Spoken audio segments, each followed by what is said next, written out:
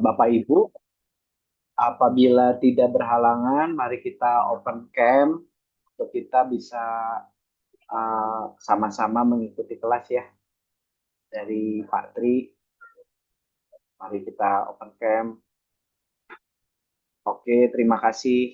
Uh, Dipersilakan Pak Tri untuk memulai. Terima kasih Pak Tri.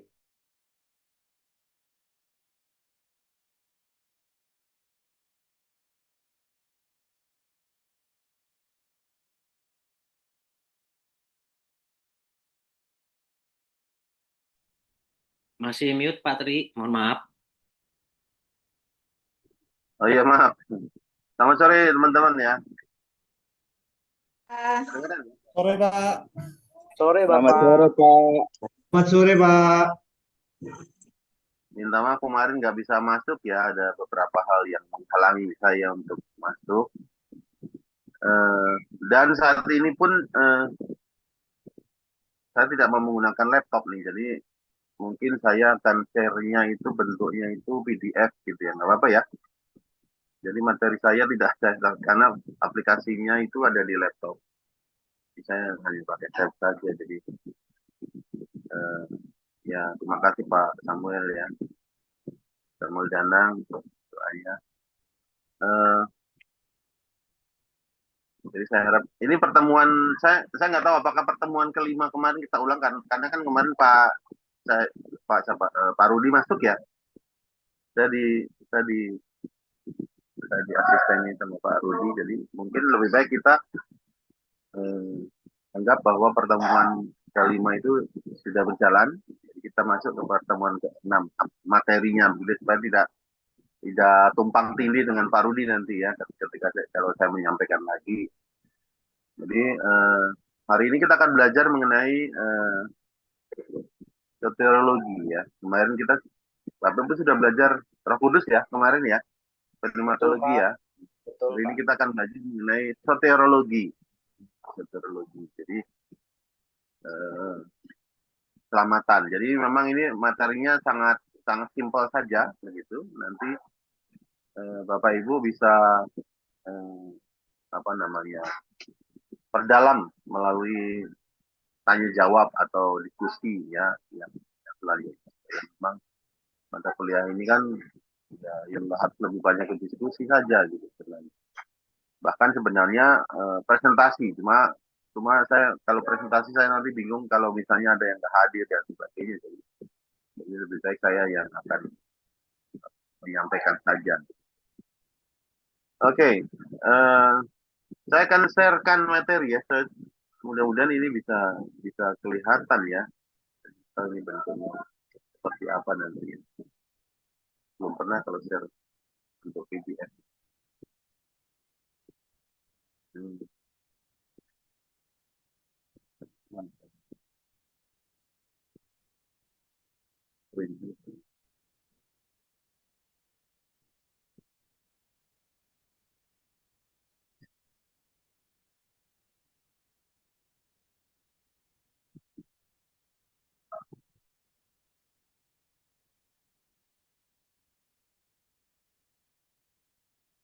Kelihatan begini?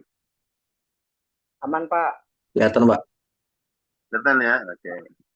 Ya, soteriologi ini adalah sebuah konsep ya dasar mengenai keselamatan. Ya, kita akan melihat bagaimana aspek-aspek soteriologi dan relevansinya dalam kehidupan orang percaya. Wah, ini ya. Ini yang pertama adalah tujuan pembelajaran, yaitu memahami konsep dasar tentang teologi kita mencakup pemahaman tentang anugerah Allah yang diberikan kepada manusia yang berdosa. Ini menyangkut bagaimana keselamatan dapat memulihkan hubungan antara Allah dan manusia. Ini adalah dasarnya ya, dasar dari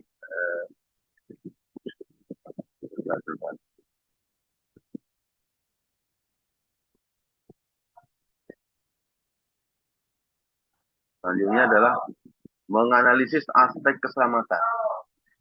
Aspek aspek keselamatan itu seperti pembenaran, pengudusan, dan pemuliaan. Nah, ini penting untuk dipahami ya, dalam dimensi keselamatan yang ditawarkan oleh Yesus Kristus. Ya.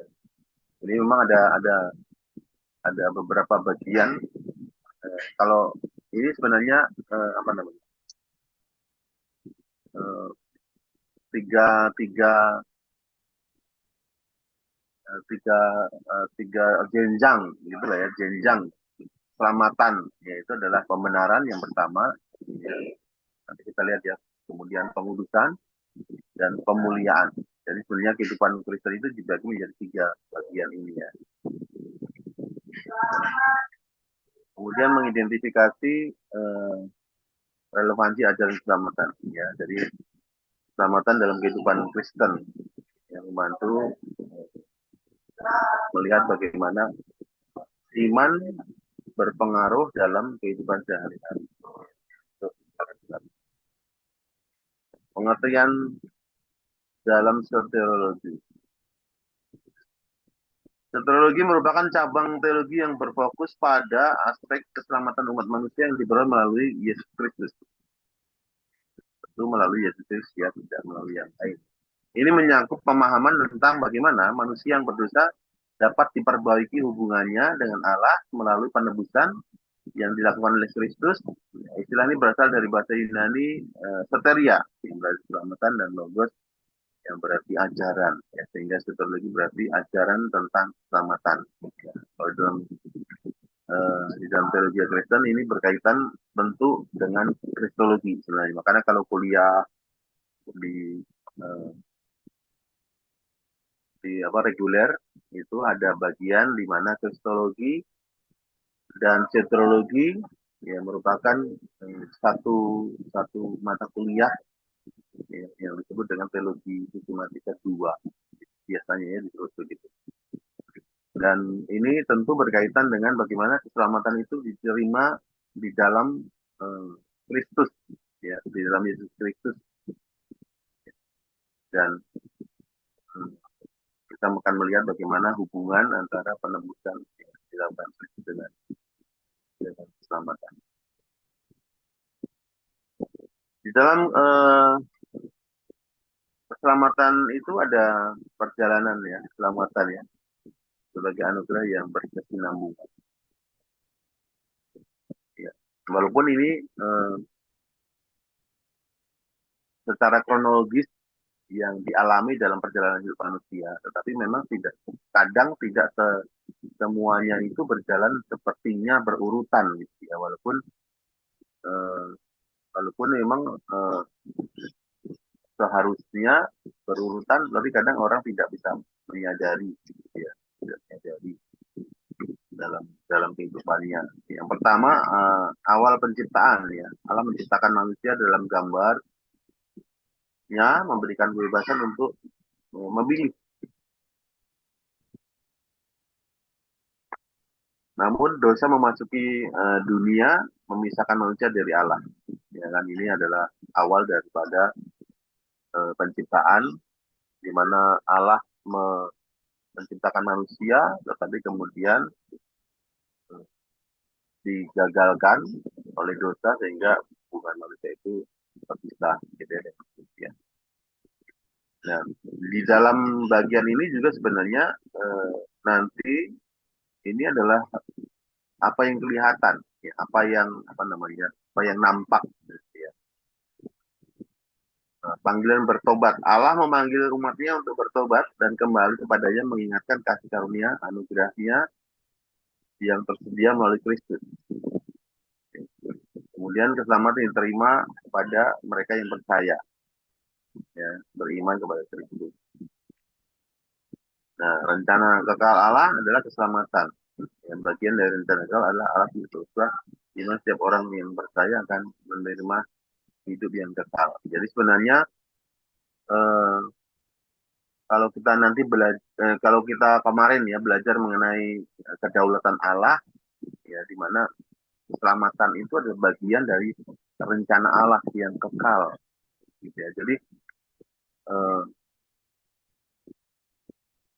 Allah merencanakan sebuah kehidupan atau merancangkan ciptaan itu komplit, begitu ya, selesai, di mana damai sejahtera ada di antara manusia dan kemuliaan bagi Allah yang maha tinggi. Itu sama seperti ketika hari Natal gitu ya. Nah, di mana rencana Allah ini ketika direalisasikan, ya, maka yang terjadi adalah seperti ini ya. Yang terjadi adalah bahwa ketika Allah menciptakan yang pertama itu manusia jatuh dalam dosa ternyata. Tetapi sebenarnya semua rangkaian itu sudah ada dalam rangkaian rencana Allah ya, yang mula-mula sebelum dunia dijadikan. Makanya ketika di Efesus 1 itu dikatakan bahwa kita dipilih sebelum dunia dijadikan. Artinya bahwa keselamatan dan rencana keselamatan Allah itu sudah ditetapkan sebelum kronologi waktu atau sebelum apa namanya penyataan ciptaan, gitu ya. Jadi dalam rangkaian rencana Allah yang kekal itu semuanya sudah direncanakan dari awal.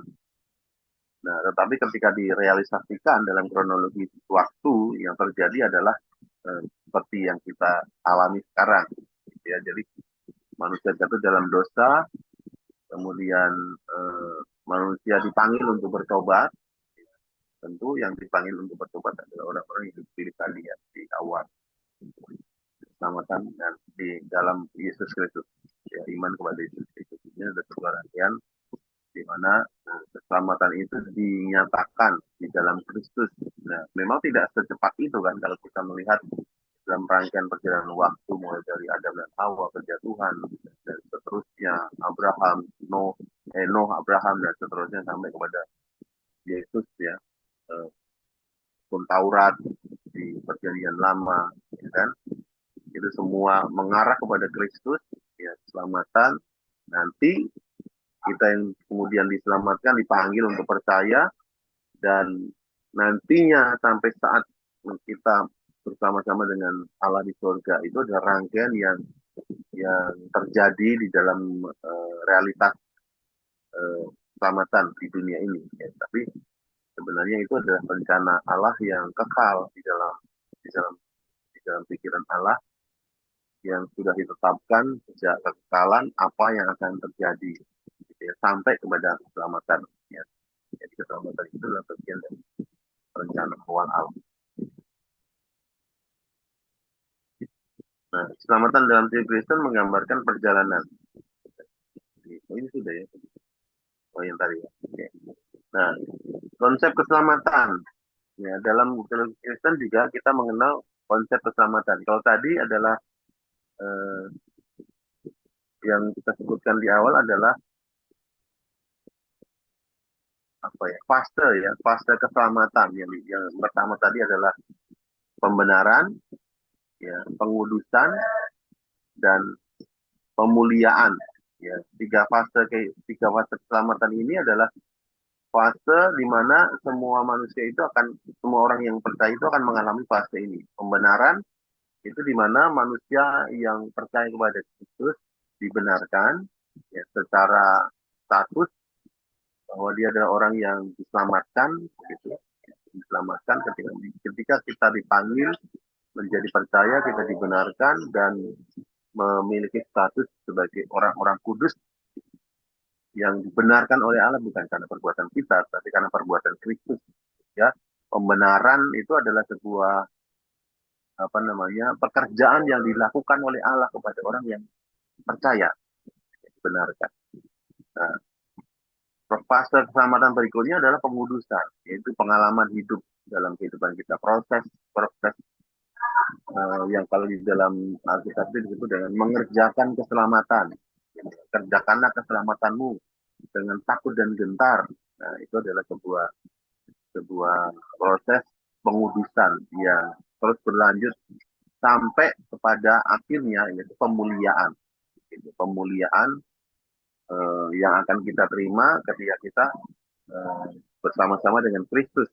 Ya, jadi atau disebut dengan final keselamatan secara final. Nah, tiga fase keselamatan ini adalah sesuatu yang diterima dan dialami oleh setiap orang yang diselamatkan, setiap orang yang percaya. Ya, jadi pembenaran, pengudusan, dan pemuliaan. Nah, di dalam teologi Kristen sendiri ada yang disebut dengan konsep keselamatan. Ada beberapa konsep keselamatan yang berkaitan dengan bagaimana tiga fase ini direalisasikan ya, di dalam kehidupan orang percaya. Yang pertama adalah election atau keputusan Allah, keputusan kekal Allah yang menurut kedaulatan dan anugerahnya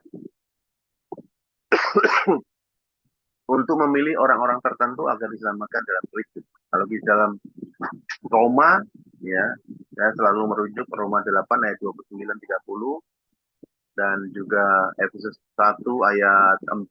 Ya, di sana dikatakan, kita baca saja ya, saya bacakan Efesus 1 ayat 4.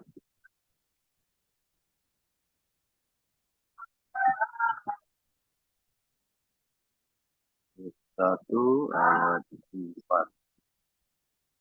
Ya, sebab di dalam Dia Allah telah memilih kita sebelum dunia dijadikan supaya kita kudus dan tak tercatat di hadapannya.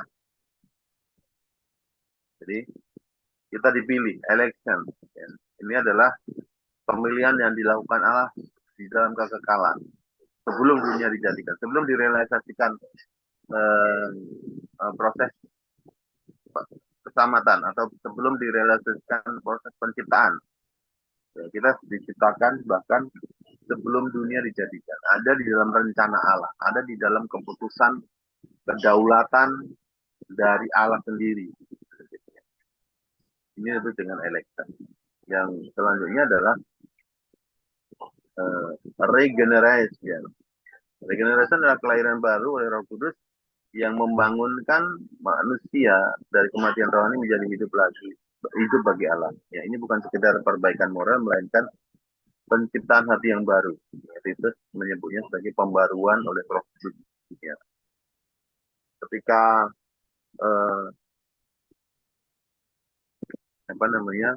dipilih, setelah dipilih, ya, sebenarnya ada langkah yang selanjutnya itu ditetapkan untuk menjadi serupa dengan Kristus.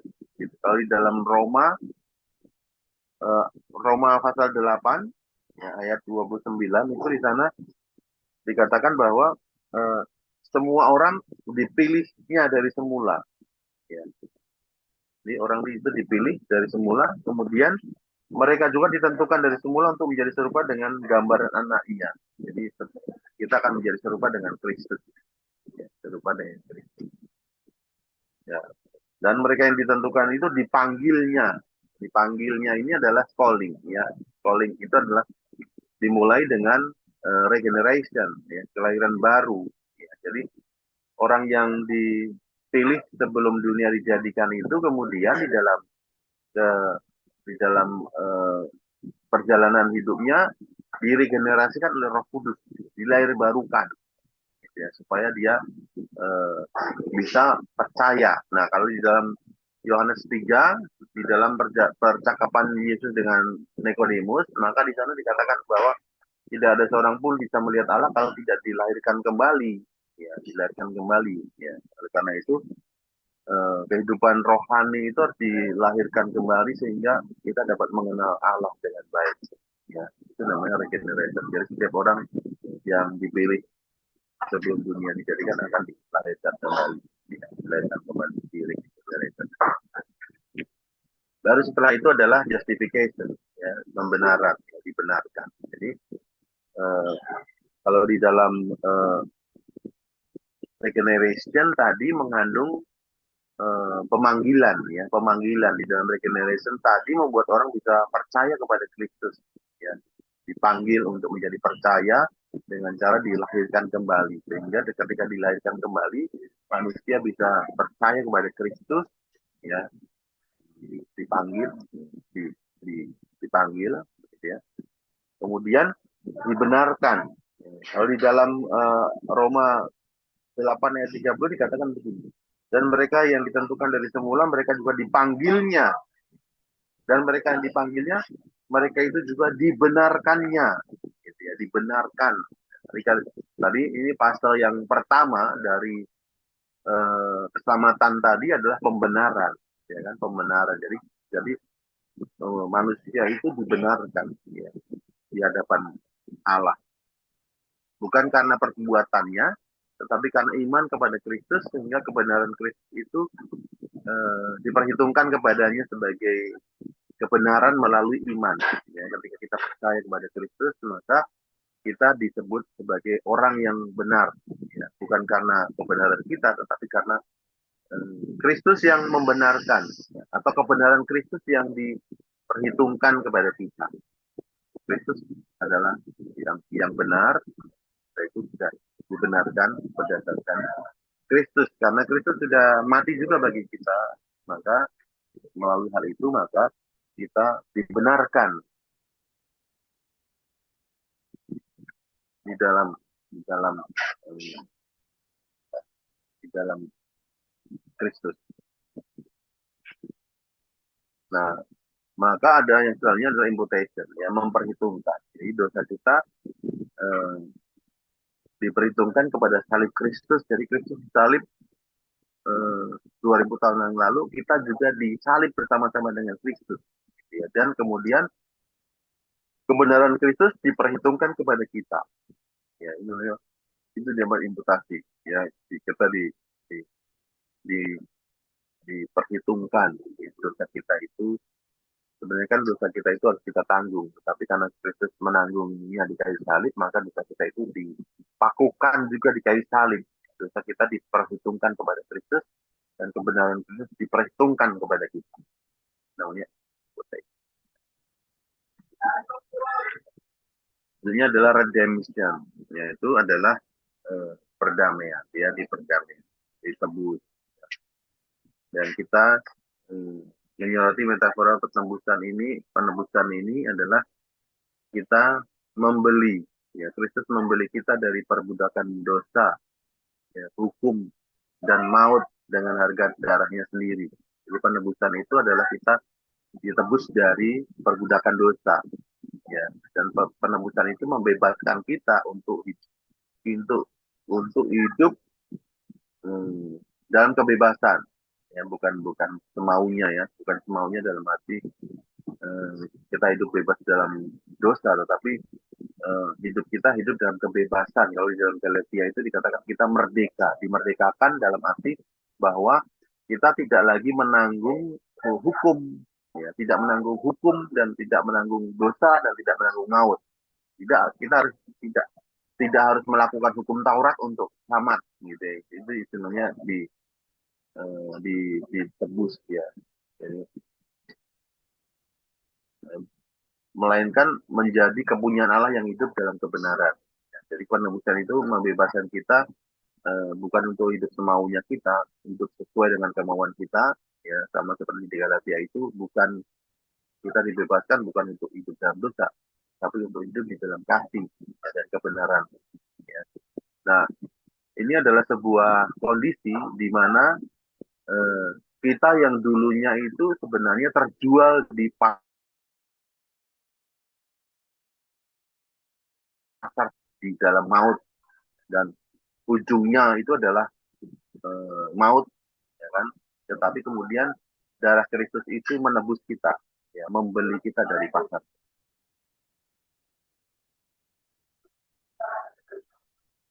Kemudian ini adalah expiation, ya, penghapusan kesalahan. Jadi korban Kristus mengangkat noda dosa, ya, sehingga umat Allah ditahirkan. Ya, bahasa ini berasal dari sistem perjanjian lama, yaitu pendamaian, yang digenapi secara sempurna dalam salib. Apa yang menghalangi kita kepada Allah disingkirkan. Apa yang menghalangi kita kepada Allah disingkirkan melalui pendamaian ini. Pendamaian. Jadi kita didamaikan.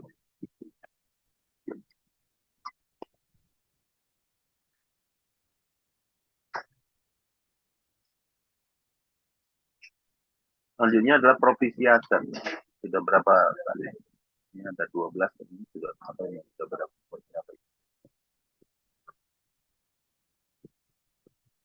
Masih connect ya, Bapak Ibu? Aman, Pak. Makasih Pak, makasih Pak. Propitiation menekankan bahwa murka Allah yang adil terhadap dosa dipuaskan ya oleh korban Kristus. Allah tidak mengabaikan keadilan, tapi juga karena keadilan itu membawa kita kepada salib, tetapi kasih yang membuat apa namanya, kasih yang dalam pengorbanan Kristus yang membuat kita itu bisa diselamatkan. Jadi ini adalah pemuasan ya, pemuasan ini adalah bahwa Kristus itu murka Allah itu bisa ditutupi ya, karena korban dalam Kristus, sehingga kita tidak mendapatkan murka Allah lagi, karena murka Allah itu sudah ditimpakan kepada Kristus gitu ya. Jadi dipuaskan oleh korban yang dari Kristus. Selanjutnya adalah reconciliation, yaitu adalah pemulihan hubungan di mana kita dulunya adalah musuh Allah gitu ya, karena dosa. Kemudian hubungan itu diperbaharui ya menjadi sahabat, atau hubungan kita itu diperbaharui di dalam hubungan kita dengan Allah ya. Jadi Kristus meruntuhkan tembok permusuhan ya, sehingga kita didamaikan, maka ada damai sejahtera dengan Allah. Itu adalah sebuah kondisi di mana kita memiliki hubungan yang dipulihkan gitu. Bagi orang yang percaya kepada Kristus, maka hubungan dengan Allah itu dipulihkan ya. Dengan demikian maka orang yang tidak percaya hubungannya tidak dipulihkan gitu ya. Sehingga rekonsiliasi ini hanya berlaku bagi mereka yang tebus saja ya. Jadi pemulihan Kristus itu di mana apa yang dilakukan oleh Kristus itu memulihkan hubungan kita ya, memulihkan hubungan kita dengan Allah, sehingga kita memiliki damai sejahtera hubungan dengan Allah. Selanjutnya adalah adoption ya, kita menerima, Allah menerima kita sebagai anak-anaknya yang sah ya, memberi roh pengangkatan sehingga kita bisa berseru Aba, dia Bapa ya. Jadi kita diangkat menjadi anak ya, diangkat menjadi anak. Kalau di dalam Roma tadi ya, di dalam Roma atau di dalam Yohanes ya, kalau tidak salah ya, bagi orang yang percaya menjadi anak-anaknya gitu ya. Yohanes berapa ya? 1 ya. Yang 1 atau berapa? Yang 1 ayat 12 kalau nggak salah ya. Tetapi semua orang yang menerima diberinya kuasa supaya menjadi anak-anak Allah, yaitu mereka yang percaya dalam namanya. Jadi inilah adopsi ya. Nah, kalau di dalam Roma 8 ayat 29 tadi dikatakan begini. Ya, sebab semua orang yang dipilihnya dari semula, mereka itu juga ditentukannya dari semula untuk menjadi serupa dengan gambaran anaknya. Ya, jadi kita akan menjadi seperti Kristus yang menjadi anak-anak Allah. Ya. Supaya anaknya itu menjadi yang sulung di antara banyak saudara. Jadi Kristus menjadi yang sulung. Ya, kita akan menjadi sama seperti Kristus. Kita menjadi saudara-saudara. Artinya bahwa kita juga anak-anak Allah. Walaupun anak Allah bagi Kristus itu memiliki makna yang khusus ya. Tetapi anak-anak Allah itu menuju kepada orang yang percaya. Ya, orang yang menerima Yesus sebagai Tuhan dan Juru Selamat. Adopsi. Ya.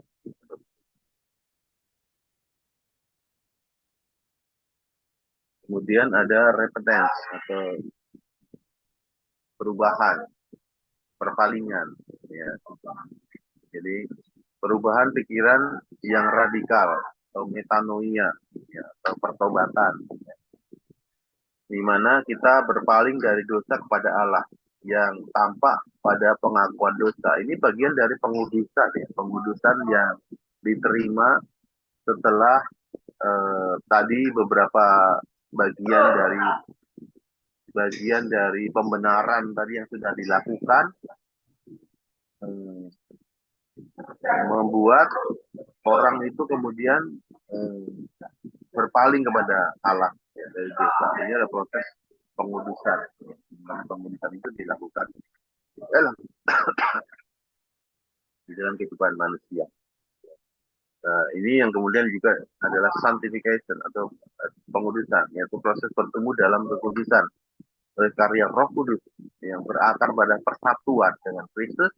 Ini menyangkut mematikan dosa dan menghidupi kebenaran. Jadi setelah perpalingan atau pertobatan tadi, metanoia, maka ketika dulunya manusia itu melihat hidupnya kepada dosa, tetapi kemudian melihat atau berpaling kepada Allah, maka mereka bertumbuh di dalam persatuan dengan Kristus, ya, dan hidup dalam kekudusan. Ini adalah karya Roh Kudus yang dilakukan dalam kehidupan orang yang percaya. Pengudusan dilakukan dalam proses kehidupan kita selama kita di dunia ini.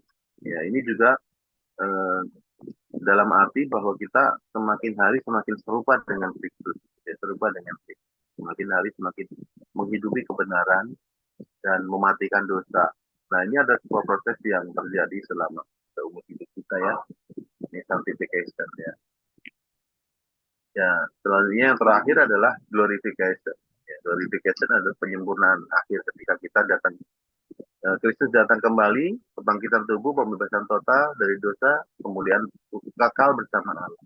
Jadi dari prosesnya itu dibagi menjadi tiga fase. Ya, walaupun fase yang pertama itu dijelaskan dalam banyak hal, ya, tetapi itu mencakup tiga fase kehidupan orang yang percaya. Pertama adalah pembenaran, ya, adalah sebuah upaya yang dilakukan Allah sehingga manusia itu dibenarkan, ya, dari semua dosa-dosanya. Dan kemudian yang kedua adalah pengudusan, ya, proses yang dilakukan Roh Kudus seterusnya dalam kehidupan orang yang tidak percaya, bertumbuh dalam kekudusan, buah-buah roh, gitu ya. Ini proses yang dijalani bagi mereka yang percaya. Kemudian yang terakhir adalah glorifikasi, penyempurnaan.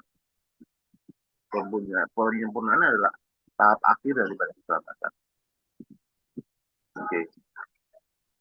Nah, ini adalah implikasi keselamatan bagi kehidupan. Ini adalah apa akibatnya, gitu ya? Apa akibatnya ketika orang sudah mendapatkan keselamatan, maka ada impact yang terjadi, ya kan? Yang pertama adalah arah hidup yang baru. Jadi keselamatan itu memberikan arah hidup yang baru bagi orang yang percaya atau bagi orang Kristen, ya. Fokus mereka adalah pada tujuan sesuai dengan kehendak, hidup sesuai dengan kehendak Allah. Ya, ini menciptakan semangat hidup baru yang penuh dengan kasih dan mendorong individu untuk berkontribusi, ya, baik dalam pelayanan, dalam kebaikan kepada sesama. Jadi yang tadinya hidupnya itu kepada diri sendiri, kepuasan diri sendiri dan sebagainya, ketika dia diselamatkan, maka arah hidupnya itu berubah, ya, untuk menghidupi kebenaran di dalam Kristus dan hidup sesuai dengan kehendak Allah, ya, melayani dan berbuat kebaikan untuk kita dan seterusnya. Ya, yang kedua adalah kebebasan dari dosa. Keselamatan itu memberikan efek kita dibebaskan dari kuasa dosa yang mengendalikan kita. Ya. Bagaimana kita bisa hidup mengikuti kehendak Kristus dengan cara bahwa kuasa dosa itu dihilangkan, gitu ya, sehingga kita mampu untuk hidup dalam kebenaran. Walaupun memang dosa itu seringkali menggoda kita, membawa kita kembali kepada dosa. Ya. Tapi sebenarnya kuasa dosa itu sudah dihilangkan. Ya. Nah, memungkinkan kita untuk hidup dalam kemenangan, menghindari perbuatan yang merugikan diri sendiri dan orang lain. Kebebasan dari itu. Selanjutnya adalah harapan kekal. Ya, jadi keselamatan juga membawa harapan kekal bagi orang percaya. Jadi pengetahuan bahwa mereka memiliki kehidupan abadi bersama Kristus memberikan ketenangan dan kekuatan dalam menghadapi tantangan itu. Penderitaan semuanya itu bisa diatasi karena kita memiliki pengharapan yang baru di dalam Kristus. Kita memiliki bahwa keselamatan kita itu nantinya ya kita akan bersama-sama dengan Kristus ya masuk surga lah katakanlah gitu ya. Sehingga kehidupan yang sekarang ini itu adalah sesuatu yang bisa ditanggung. Penderitaan sekarang ini bisa ditanggung karena kemuliaannya akan datang. Itu seperti yang kita ketahui. Misalnya 2 Korintus 4 ayat 16, 17 tadi diberikan harapan yang baru. Nah, ketekunan ya dalam iman sebagai janjian jaminan keselamatan. Ketekunan orang percaya atau perseverance of saints ya, dalam tradisi reform ya, tradisi reform dikatakan di sana bahwa eh, ketekunan orang percaya menunjukkan bahwa mereka yang benar-benar diselamatkan akan tetap bertahan dalam iman sampai akhir meskipun mungkin jatuh dalam dosa. Ya, Allah berkomitmen untuk menyelesaikan pekerjaannya, pekerjaan keselamatan dalam kehidupan kita itu sampai tuntas. Ya, inilah bukti bahwa anugerah yang menyelamatkan tidak hanya memberikan keselamatan, tetapi juga mengubah dan memelihara iman. Ya, jadi bagi orang yang diselamatkan, maka ada namanya ketekunan. Ketekunan untuk hidup sebagai orang yang percaya, yang menghidupi keselamatan. Itu adalah bagian dari bagaimana Allah memelihara orang-orang yang percaya di dalam Kristus. Oke, ini sudah bisa diskusi pembelajaran selama ini. Kesimpulan, keselamatan sebagai anugerah. Ya, keselamatan merupakan anugerah Allah yang diberikan kepada manusia berdosa. Ini dimulai dari panggilan untuk bertobat, percaya kepada Yesus Kristus sebagai juru selamat, perbaiki hubungan antara Allah dan manusia. Konsep keselamatan ada 12 elemen kunci tadi yang disebutkan, konsep keselamatan yang dinyatakan tadi ya. Itu akhirnya ya. Jadi dan kemudian keselamatan dalam kehidupan orang percaya. Baik, itu yang bisa saya sampaikan kepada kita, Bapak Ibu.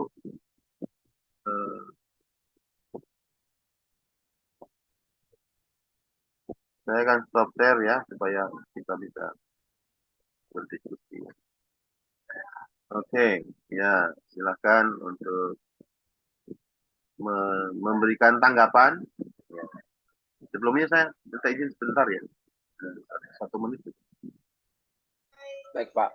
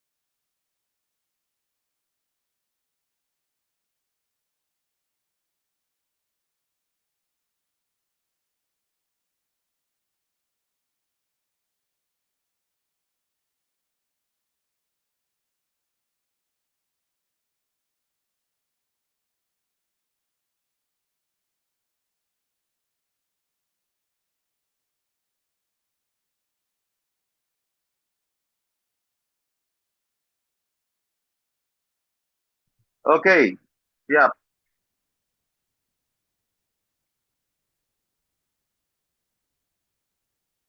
Terima kasih untuk arahannya Pak ya. penjelasannya. Ayo, Bapak Ibu yang ingin memberikan tanggapan atau pertanyaan, silakan. Ya, silakan. Saya menunggu tanggapan ya. Mas, Izin Pak Tri. ya, Pak Danasa. Ya, menarik sekali ya tadi pemaparan dari Pak Tri tadi ya. Dan saya melihat tadi kan ada urutan ya. Urutan yaitu dipilih, dipanggil, ditentukan, dibenarkan gitu ya. Nah, ini kan ibaratnya jadi sangat terkait dengan konsep predestinasi yang kemudian juga jadi satu perdebatan tersendiri. Apakah Tuhan memilih sebagian, karena kalau memilih sebagian terus padahal kan keselamatan diberikan oleh semua orang pada semua orang. Nah, gimana nih Pak pendapat tanggapan Bapak? Karena ini kan sangat pengaruh daripada konsep Calvinis kan sangat jelas sekali ya dalam soteriologi ini kalau kita melihat urutan tadi. Mohon maaf, kalau yang saya pahami bahwa keselamatan diberikan oleh semua, Tuhan memilih di sini adalah orang-orang yang mau menyambut panggilannya untuk merespon daripada panggilan keselamatan itu sendiri. Mohon pencerahannya, Pak. Terima kasih. Iya, memang kita tidak boleh melihat secara parsial ya keselamatan itu. Kalau kita melihat secara parsial maka kita akan terjerumus ya, bukan terjerumus ya, apa sih istilahnya? Akan memiliki konsep yang sangat sangat sempit di dalam pandangan kita. Kita harus melihat bahwa karya keselamatan itu adalah sebuah eh, apa namanya, rencana Allah yang kekal gitu. Jadi Allah itu tidak membuat second planning gitu, atau rencana cadangan, atau plan B, plan A, plan B gitu ya, plan A, plan B. Jadi eh, kalau kita memandang bahwa Allah membuat plan A, plan B ya, seperti misalnya begini. Ketika Allah menciptakan Adam dan Hawa itu kan diciptakan untuk bersekutu dengan Allah gitu ya. Dan ketika Adam jatuh dalam dosa, maka Allah eh, me- membuat rencana keselamatan, seolah-olah gitu ya. Jadi seolah-olah bahwa karena kegagalan Adam, karena apa yang Adam lakukan, sehingga Adam jatuh dalam dosa dan membawa manusia itu kepada penghukuman, maka Allah membuat sebuah plan baru, yaitu keselamatan di dalam Kristus. Ya, sehingga bagi mereka yang diselamatkan, bagi mereka yang percaya kepada Kristus ini, maka akan diselamatkan, gitu ya, akan diselamatkan. Ya. Sebenarnya kalau kita melihat dalam bentuk seperti ini, maka eh, Allah gagal dong dalam rencana awalnya. Nah, sebenarnya tidak seperti itu, karena Allah itu merencanakan segala sesuatu dalam kekekalan. Jadi Allah itu kan merencanakan dalam kekekalan nih, ya, bukan dalam kronologi waktu, ya kan, dalam kekekalan. Nah, ketika Allah merencanakan dalam kekekalan, semuanya itu sudah selesai gitu. Rencana Allah itu sudah selesai dalam kekekalan. Artinya apa yang akan Allah buat itu adalah sesuatu yang final, gitu. Sesuatu yang final. Nah, ketika direalisasikan baru masuk di dalam kronologi waktu, gitu ya. Mulai dari penciptaan, Adam dan Hawa jatuh dalam dosa, kemudian kemudian kemudian apa namanya, proto evangelium itu di mana Yesus dikabarkan pertama, ya kan. Kemudian dalam proses perjalanannya eh, melalui dengan pemanggilan-pemanggilan untuk percaya, beriman gitu. Abraham dipanggil untuk percaya, beriman, akan menurunkan keselamatan melalui keturunannya gitu kan. Kemudian memanggil sebuah bangsa dan melalui hukum Taurat, maka orang yang melakukan hukum Taurat akan mendapatkan keselamatan karena iman. Ya, iman itu adalah perbuatan yang dilakukan dengan melakukan hukum Taurat, ya, mengikuti Allah. Nah, sehingga ini adalah sebuah langkah-langkah yang dikerjakan di dalam Allah sehingga sampai kepada Kristus, sampai kepada Kristus. Nah, sampai kepada Kristus di mana Kristus mati dan menebus manusia, gitu ya, manusia. Nah, di dalam konteks ini memang kemudian kalau Yesus menebus semua manusia ditebus. Ya, kita pikirkan ya, kalau semua manusia ditebus, maka sebenarnya semua manusia itu harusnya itu selamat, begitu ya, harusnya selamat, ya, karena semua ditebus, karena semua ditebus.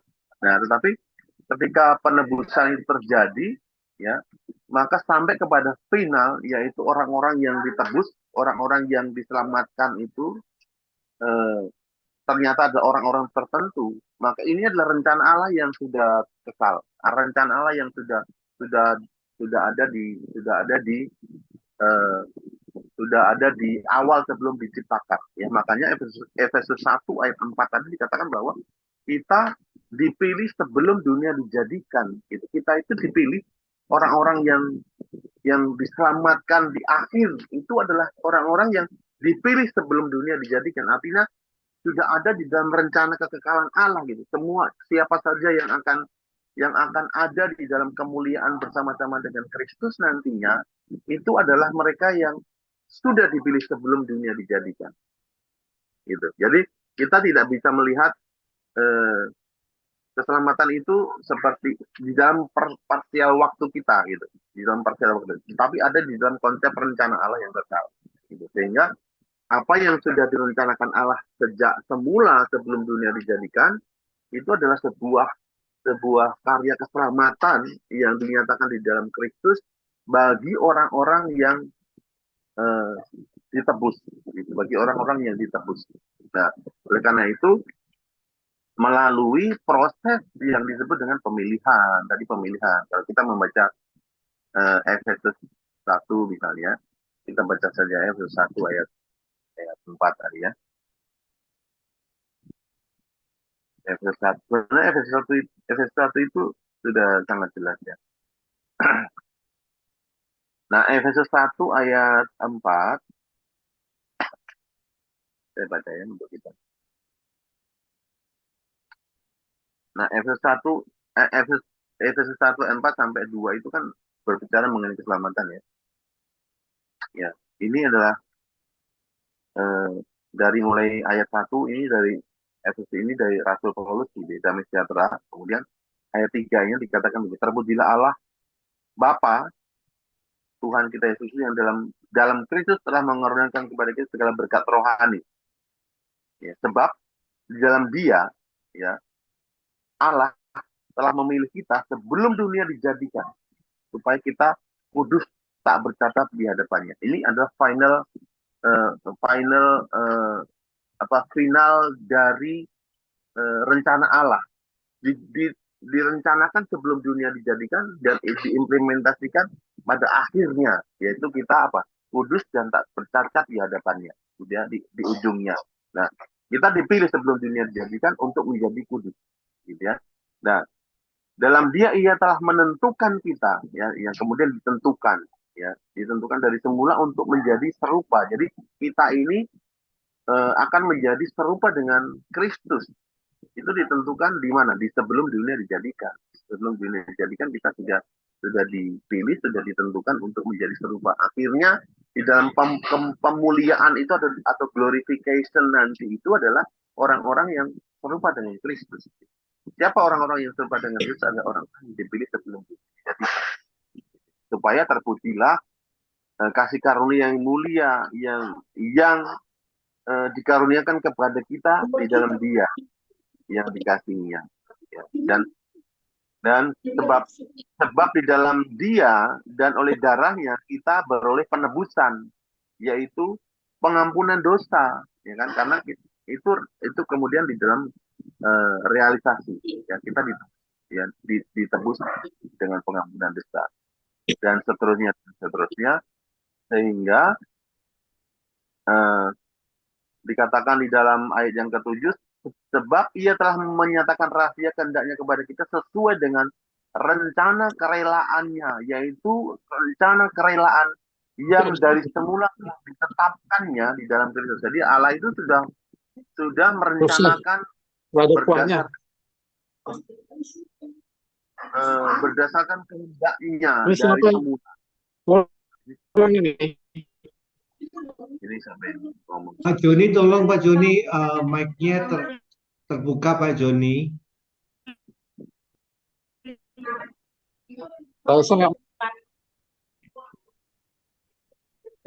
Apa terbuka? Oke. Pak Joni, mohon maaf untuk di-mute Pak Joni.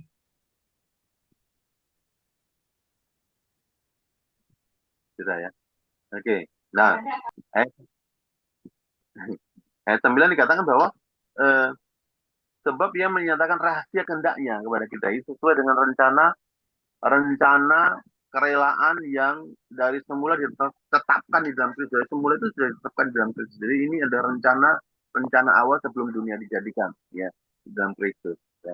Dan sebagai persiapan waktu untuk mempersatukan di dalam Kristus sebagai kepala, baik semua yang ada di surga dan di bumi. Ya, jadi Kristus itu sudah ditetapkan sebelumnya, sebelum dunia dijadikan, dan orang-orang itu sudah dipilih, ya, termasuk kita yang percaya kepada Kristus sudah dipilih. Dan kemudian seterusnya sampai kepada pasal yang kedua, ya. Nah, ini kalau kita membaca Efesus 1, ya, ini sesuatu yang luar biasa, ya. Ini penggambaran yang dinyatakan. Kita diberikan Roh Kudus, ya, sampai keselamatan itu hadir, ya. Di dalam Efesus 2 ayat 8 dikatakan bahwa keselamatan itu adalah anugerah. Ya, anugerah artinya bahwa keselamatan itu bukan usaha kita, tetapi pemberian anugerah gitu. Jadi termasuk iman itu adalah pemberian, ya. Pemberian melewati kelahiran baru. Kalau kita membaca Yohanes 3 ayat pasal 3, itu dikatakan bahwa Roh Kudus itu melahirbarukan dulu, baru orang bisa melihat kebenaran, gitu. Orang bisa melihat kebenaran. Nah, di dalam Roma 8 ayat 29 tadi sebenarnya lebih kronologisnya lebih dijelaskan, ya, di dalam Roma. Di dalam Roma pasal 8, ya, ayat 28 kita ini ada sebuah ayat yang kita sudah tahu. Kita tahu sekarang bahwa Allah terus bekerja dalam segala sesuatu untuk mendatangkan kebaikan bagi mereka yang mengasihi Dia. Yaitu siapa? Yaitu mereka yang terpanggil sesuai dengan rencana Allah. Sebab semua orang yang dipilih dari semula, ya, ini merujuk kepada klasifikasi orang tertentu yang dipilihnya dari semula, mereka juga, nah, ada kata juga di situ menunjuk kepada mereka yang dipilihnya, sebab semua orang yang dipilihnya dari semula, gitu ya, mereka juga itu ditentukan dari semula untuk menjadi serupa dengan Kristus, serupa dengan gambaran anaknya, ya, supaya ia menjadi sulung. Dan mereka yang ditentukannya dari semula itu, mereka itu juga dipanggilnya, ya. Dalam proses pemanggilan itu adalah tadi dipanggil, ya, dipanggil untuk percaya, ya. Kemudian mereka itu juga dibenarkannya. Jadi mereka yang dipilih tadi, kemudian mereka itu juga ditentukan, dan mereka yang ditentukan itu dipanggil, dan mereka yang juga yang dipanggil itu dibenarkan, ya. Dan mereka yang dibenarkan, mereka itu juga dimuliakan. Jadi memang kita tidak bisa mengatakan, ya, bahwa Allah itu keselamatan itu diberikan kepada orang yang percaya itu, ya benar memang kepada orang yang percaya, tetapi bukan berdasarkan siapa yang percaya dan tidak percaya, gitu. Siapa yang tidak percaya, tapi karena orang yang percaya itu memang sudah dipilih, gitu, sebelum dunia dijadikan, yang sudah makanya memang Bapak dan tadi merujuk kepada predestinasi, ya, kata predestinasi, seolah-olah bahwa memang ada orang yang sudah ditentukan untuk diselamatkan, gitu ya. Bukankah keselamatan itu bagi semua orang, ya, bagi semua orang. Nah, apakah keselamatan itu bagi semua orang? Gitu. Ini merujuk kepada bagaimana apakah Kristus itu mati bagi semua orang. ya, bagi semua orang. Nah, eh, memang kemudian kita apa yang saya sampaikan tadi memang kemudian apa ya istilahnya merujuk kepada konsep Calvinis, yaitu yang biasa disebut dengan tulip gitu ya, tulip. Kalau Bapak Ibu sudah belajar Iya. tulip. Nah, tetapi kalau kalau kita berpikir ya, kalau kita oke lah kita melewatkan konsep tulip ini atau predestinasi. Saya juga sudah menjelaskan di awal predestinasi itu seperti apa ya. Nah, apakah benar Kristus itu mati untuk semua orang? Kalau Kristus mati untuk semua orang, ya, maka seharusnya semua orang itu sudah ditebus gitu. Maka dari 12 konsep keselamatan yang saya berikan tadi, di redemption, penebusan, ya. Kalau penebusan Kristus itu berlaku untuk semua orang, maka semua orang itu harusnya sudah ditebus. Gitu. Ketika semua orang ditebus, maka semua orang itu dibenarkan. Gitu. Semua orang dibenarkan. Maka keselamatan itu menjadi universal. Ya, orang yang tidak percaya pun harusnya tidak lagi bisa mendapatkan tuntutan karena dosanya sudah ditebus loh oleh Kristus. Gitu. Apa gunanya kita mengharuskan mereka untuk percaya kepada Kristus, gitu. Ya kan? Kalau misalnya dosanya sudah ditebus, kalau Kristus sudah mati dan melunasi semua hutang, ya Kristus kan mati sekali saja, Pak. Kristus tidak Iya. mati berulang-ulang.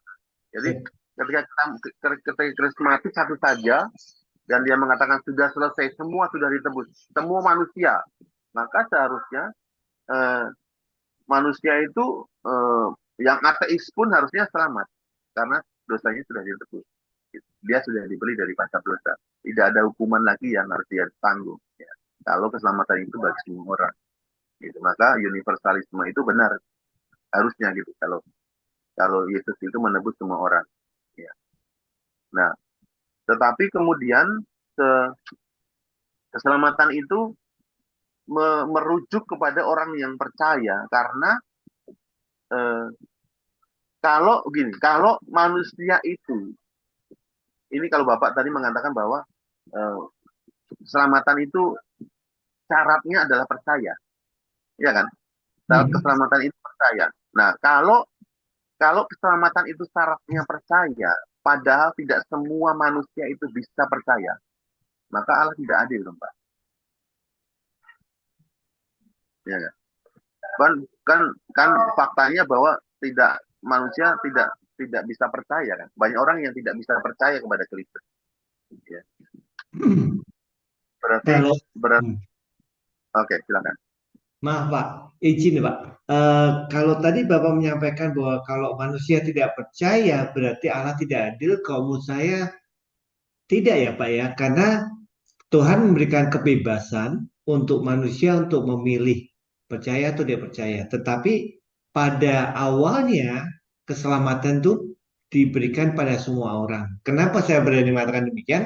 Karena kalau tidak, untuk apa Tuhan Yesus memberikan amanat agung? Karena kita diminta untuk mengabarkan Injil itu sendiri kepada semua orang, ya kan? Nah, jadi ini menurut saya waktu dikatakan dipilih tadi sebenarnya adalah Tuhan dari awal dia menentukan semua orang selamat, ibaratnya kan seperti itu. Nah, tetapi makanya tadi di Roma 8:29 kan bagi mereka yang mengasihi Dia yaitu yang terpanggil sesuai dengan rencana. Tuhan mengasihi semua orang, tetapi yang terpanggil memang sedikit gitu kan ya Pak ya. Jadi ada, kalau kita pakai istilah matematika, ada diagram Venn yang dimana ini ada himpunan yang besar, kemudian ada sebagian yang percaya, yang terpanggil sesuai dengan rencana Tuhan. Yang terpanggil artinya apa? Berita itu diberikan, tetapi hanya sebagian yang akan merespon, mengiyakan, ya kan? Dan memang betul keselamatan diberikan berdasarkan iman pada Kristus, tetapi iman tanpa perbuatan itu akan membuat dia juga akhirnya imannya di mana kalau dia iman pada Kristus. Iman pada Kristus artinya apa? Dia harus semakin menyerupai Kristus. Itu mohon maaf Pak, itu mungkin pendapat saya mohon dicerahkan nih, karena saya melihat istilahnya kalau kita terpaku dengan pemilihan dari awal, kalau Tuhan memilih dari awal hanya sebagian di dalam rencana kekekalan, berarti perintah Tuhan dalam amanat agung menjadi agak dimarginalkan menurut saya. Karena karena artinya bahwa Tuhan hanya memilih sebagian orang yang akan percaya. Tetapi seperti halnya Tuhan memberikan kebebasan pada Adam dan Hawa waktu dia ditaruh Taman Eden, di mana semua boleh kamu makan, tetapi cuma satu. Nah, pilihan dikembalikan ke manusia, tetapi rencana awal adalah semua orang diberikan kesempatan yang sama. Mungkin itu pendapat saya, Pak. Mohon dikoreksi, Pak. Terima kasih. Iya, begini. Jadi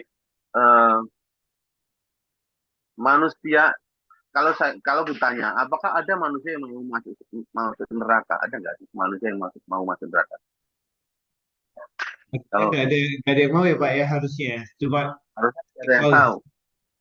Tetapi kan kalau misalnya kemampuan untuk beriman itu berlaku untuk semua orang, harusnya semua orang itu pasti percaya dong. Kalau Yesus itu, kalau percaya Yesus masuk surga, gitu ya. Kalau misalnya, kalau semua orang ditawarkan nih, percaya Yesus masuk surga, ya kan? Nah, jika semua orang memiliki kemampuan untuk percaya, ya, maka semua orang harusnya percaya, karena tidak ada satu orang pun yang mau masuk neraka. Benar nggak sih? Nah, mungkin saya agak berbeda pendapat sedikit, Pak. Mohon maaf, Pak. Dalam artian gini, semua orang tidak mau masuk neraka. Cuma pertanyaan, tidak semua orang memiliki definisi yang sama mengenai neraka. Karena tergantung daripada istilahnya exposure yang mereka miliki. Kalau mereka pernah diperkenalkan neraka itu seperti apa, dan mungkin mereka mulai berpikir. Dan banyak orang juga, misalkan mereka diperkenalkan ada Tuhan, tetapi tidak semua orang mau menerima.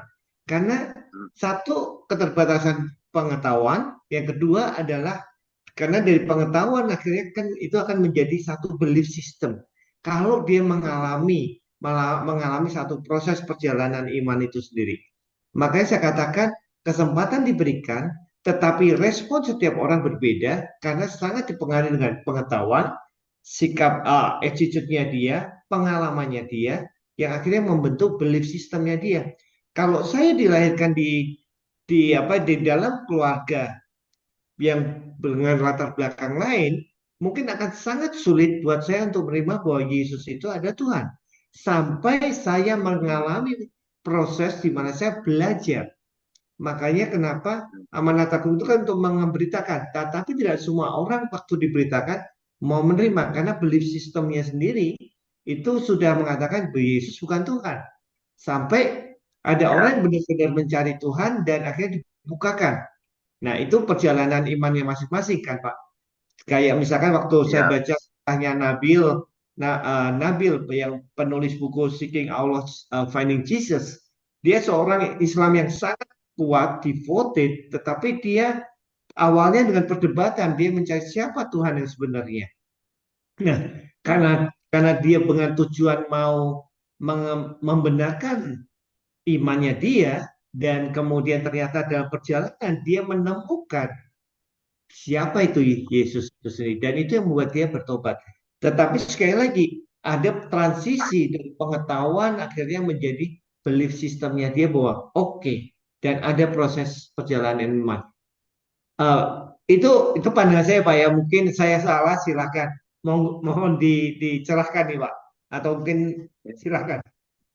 Nah, apakah Bapak tidak berpikir bahwa semua yang dialami itu adalah sebuah rangkaian yang ditentukan bagi dia sehingga dia bisa percaya? Kalau Nah, saya, begini. Nah, Kalau misalnya keselamatan itu ditawarkan kepada semua manusia dengan semua belief system, semua dengan kemampuan berpikir, kemudian dengan pengetahuan yang minim dan semuanya, apakah Allah adil nanti? Harusnya kondisinya sama. Kondisi yang manusia itu harusnya sama gitu.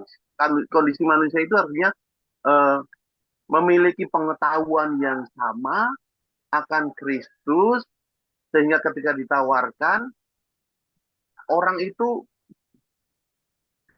bebas memilih, gitu. Yesus itu adalah kebenaran. Dia tahu Yesus kebenaran dan dia menolak. Itu namanya keselamatan itu ditawarkan kepada semua orang. Bapak paham maksud saya? Jika keselamatan ditawarkan kepada orang dalam kondisi yang berbeda-beda, bahkan dalam kondisi orang-orang yang tidak sama sekali tidak punya belief system seperti ini, seperti misalnya Buddha yang tidak memiliki belief system akan surga dan neraka, dosa dan sebagainya, bagaimana dia bisa percaya dalam kondisi seperti belief system yang seperti itu? Berarti Allah ketika menawarkan sesuatu, Allah tidak adil dalam hal ini. Justru tidak adil menurut saya, karena kondisi manusia itu tidak sama. Kondisi manusia itu tidak semuanya memiliki kemampuan untuk menerima, kemampuan untuk percaya, begitu. Nah, maka di dalam Yohanes sendiri sebenarnya Yesus sudah menjelaskan di dalam Yohanes pasal 3. Yohanes 3 itu adalah percakapan antara Yohanes dengan Nikodemus. Ya, kalau Hmm. Bapak baca di sana. Ya. Ya. Maka di situ dijelaskan bahwa orang yang bisa menerima kebenaran di dalam Kristus itu adalah orang yang sudah dilahirkan baru.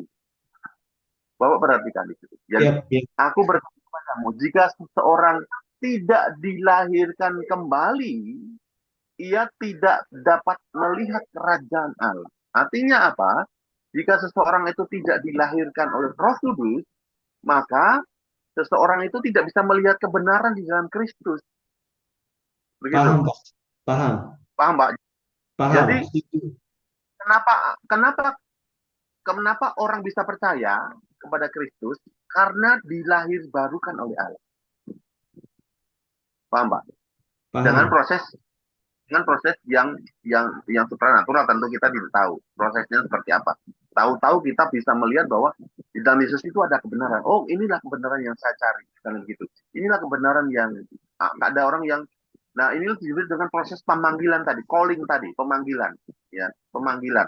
Pemanggilan ini bisa secara kronologis, Injil disampaikan, kemudian orang dilahirkan kembali dan percaya, begitu.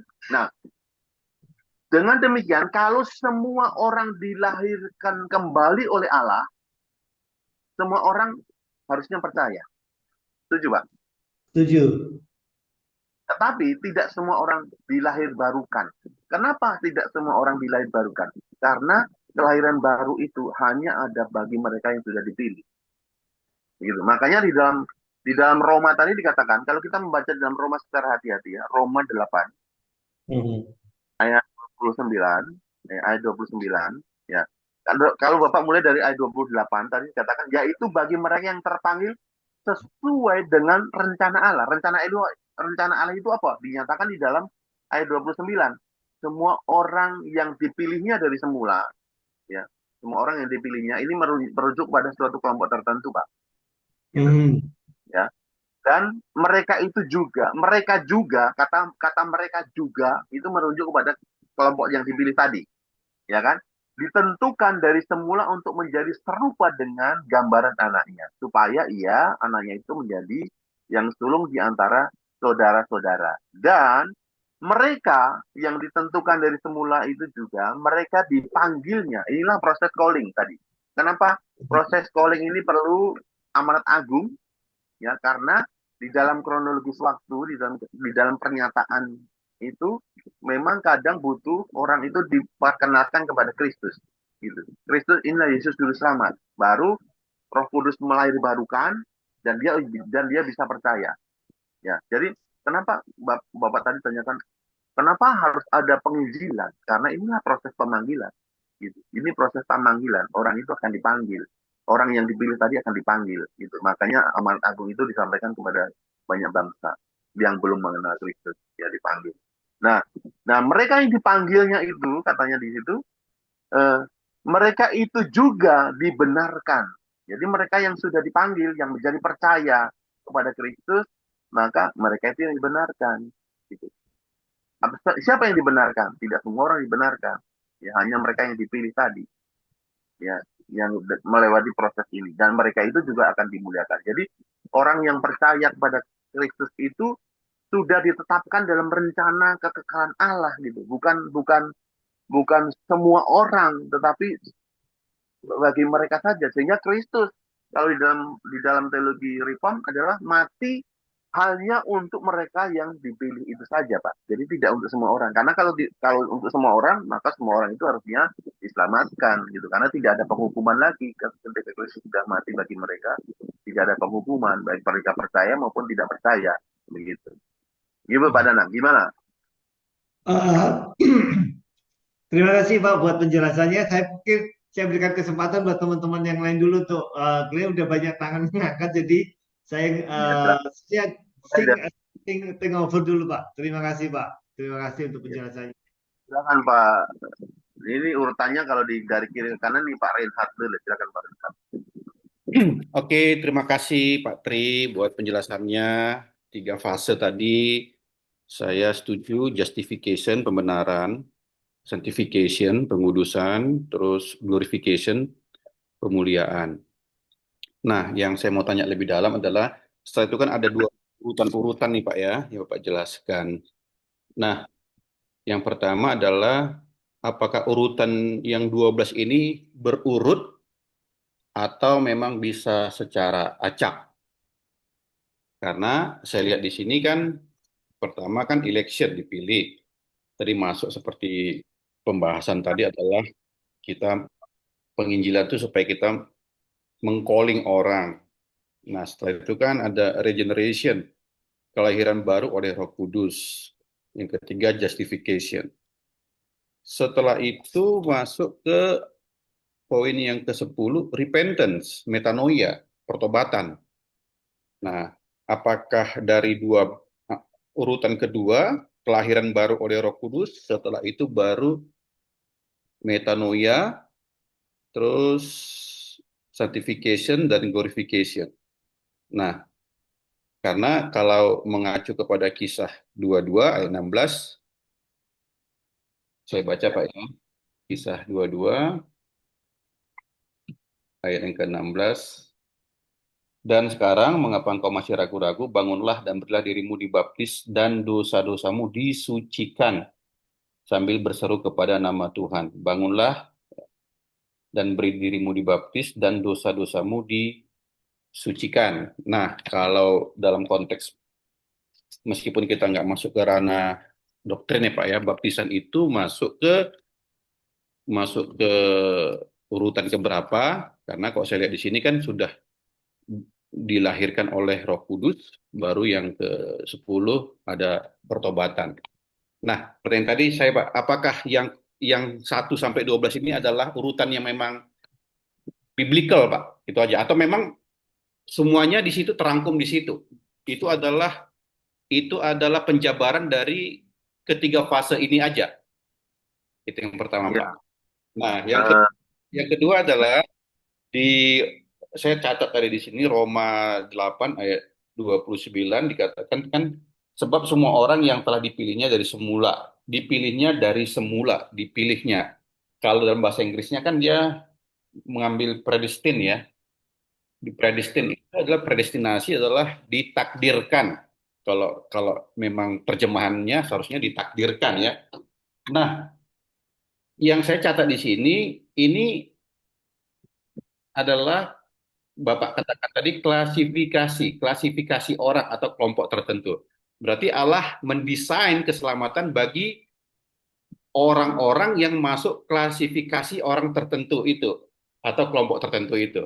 Bukan orang-orangnya atau Tuhan memilih nama-namanya gitu. Sama seperti ini Pak, satu gelanggang pertandingan kan, itu penyelenggara pertandingan itu menentukan orang-orang yang masuk garis finish adalah orang-orang yang ikut berlari masuk pertandingan, atau memang sebelum bertanding dia dipilih untuk menang gitu.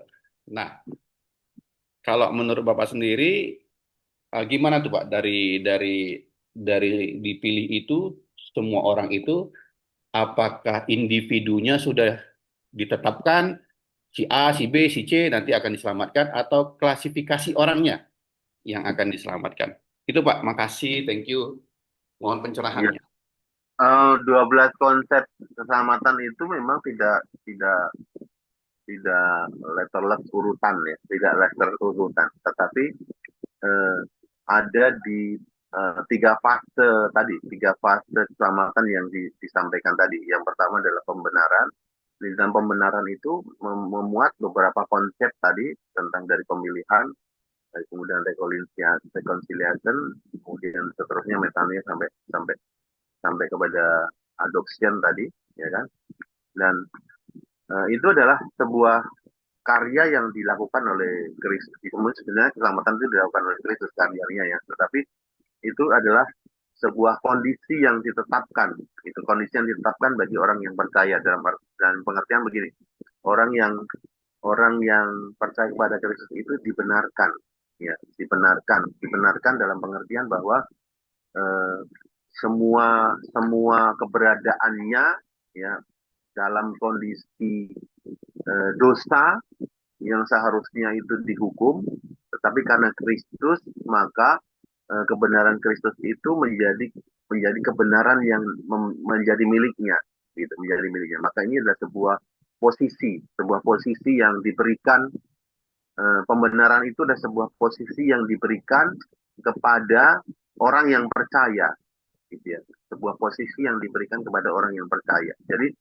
Jadi kalau diistilahkan, kalau di tulisan-tulisan Rasul Paulus itu disebut sebagai orang-orang kudus, gitu, orang-orang kudus. Itu sebuah posisi, sebuah posisi. Nah, sebuah posisi itu memuat beberapa elemen atau apa namanya konsep keselamatan tadi, mulai dari justifikasi, mulai dari election, mulai dari redemption, mulai dari imputation tadi ya, kemudian adoption. Itu adalah sebuah pembenaran yang diberikan kepada orang yang percaya. Nah, fase yang kedua adalah fase yang eh, dilewati melalui pengalaman hidup, begitu. Dilewati melalui pengalaman hidup, ya. Walaupun pengalaman hidup itu juga dikerjakan oleh Allah, ya. Kalau di dalam firman Tuhan itu kan kerjakanlah keselamatanmu, ya. Kita baca aja ya,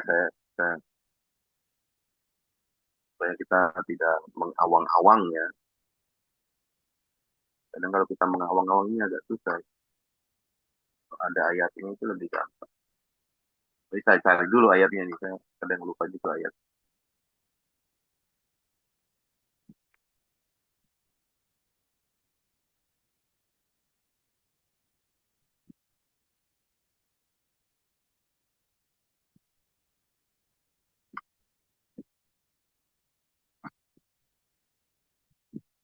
Filipi ya, Filipi 2 saya baca ya. Filipi 2 ayat 30.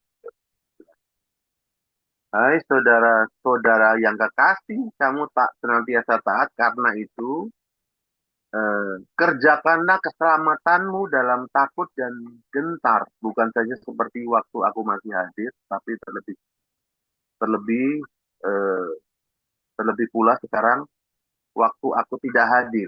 Karena Allah lah yang mengerjakan di dalam kamu baik kemauan maupun pekerjaan menurut kerelaannya.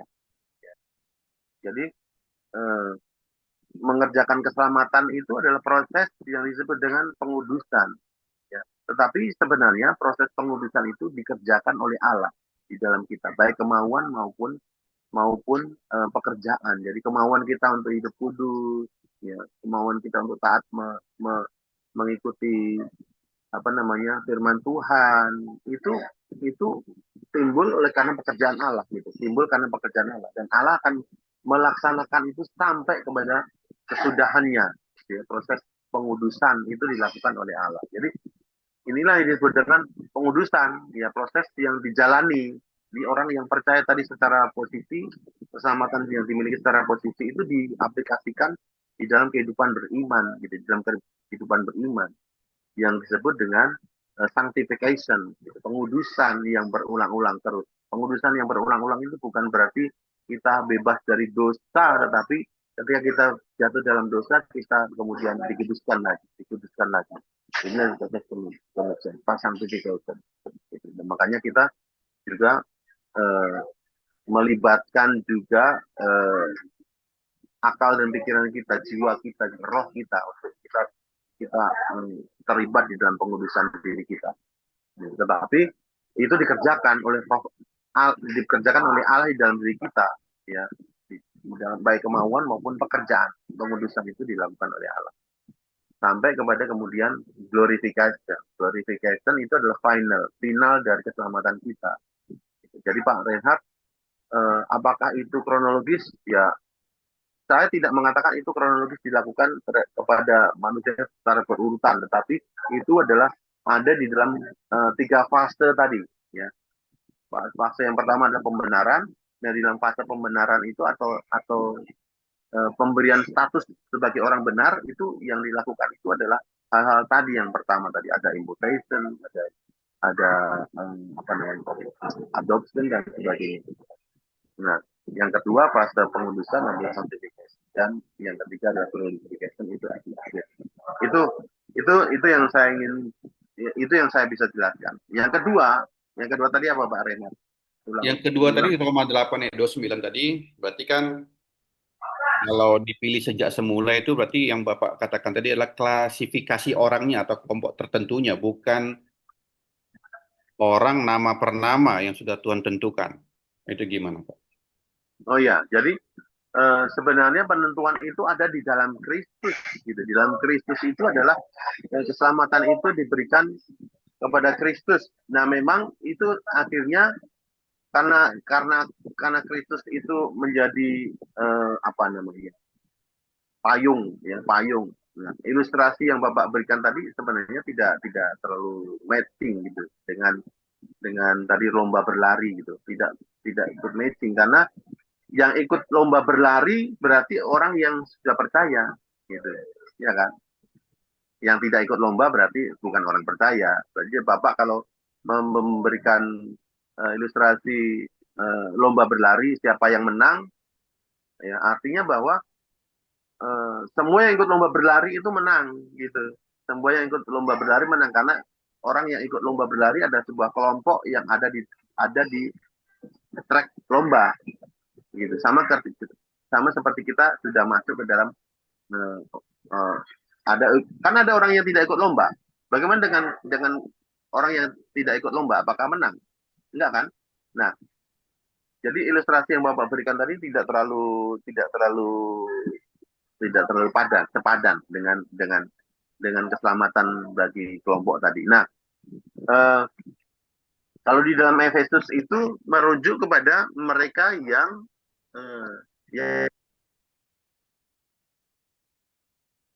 matkan. Jadi kalau di dalam Roma tadi ya, di dalam Roma 8 ayat 29, maka di situ adalah coba Bapak perhatikan dari ayat yang ke 20. Sebenarnya ini kan sebenarnya ini kan dari ayat 27 20 bukan ayat 27. Dari ayat perikopnya itu adalah pengharapan anak-anak Allah, pengharapan orang-orang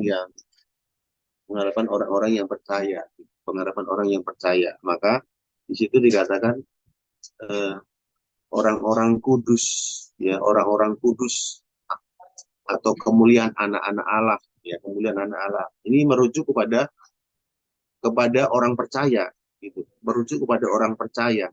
Nah, orang percaya itu diidentifikasi oleh Paulus sebagai mereka yang terpanggil sesuai dengan rencana Allah, gitu.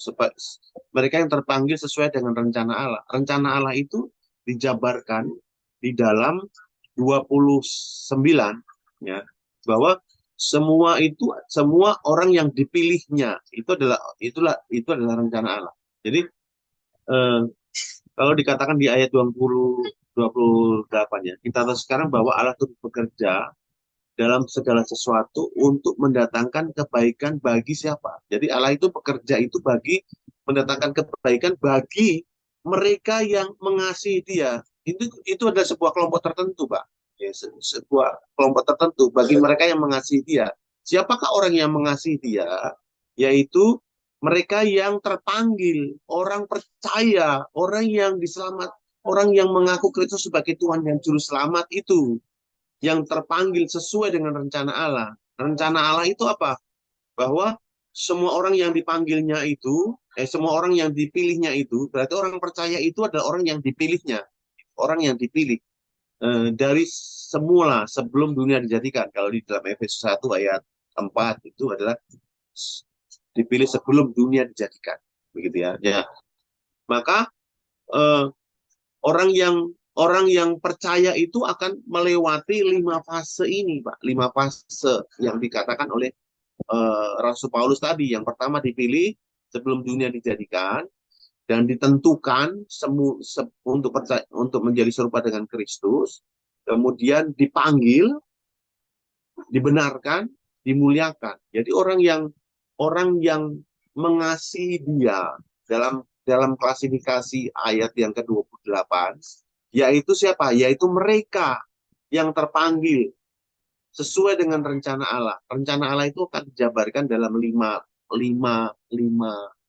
proses tadi, yaitu dipilih sebelum dunia dijadikan, ditentukan untuk menjadi serupa dengan Kristus, dipanggil, dibenarkan, dan dimuliakan. Ini adalah sebuah proses yang akan diterima oleh semua orang yang percaya.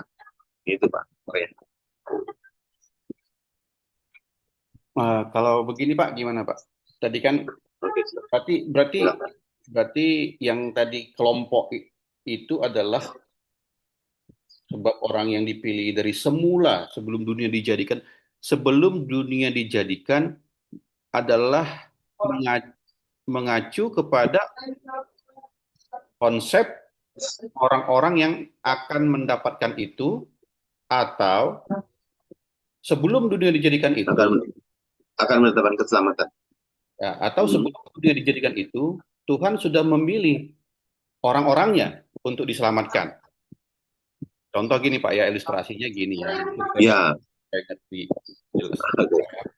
Nah, contohnya gini Pak. Sebelum dunia dijadikan, ada 1.000 orang nih direncanakan untuk lahir. Ya Pak ya. Sebelum dunia dijadikan, ada dalam rancangan Tuhan itu 1.000 orang akan dilahirkan. Apakah dari 1.000 orang itu Tuhan menentukan A, B, C, D, E jumlahnya 300 dari 1.000 itu, atau Tuhan menentukan konsepnya siapa orang yang akan diselamatkan itu?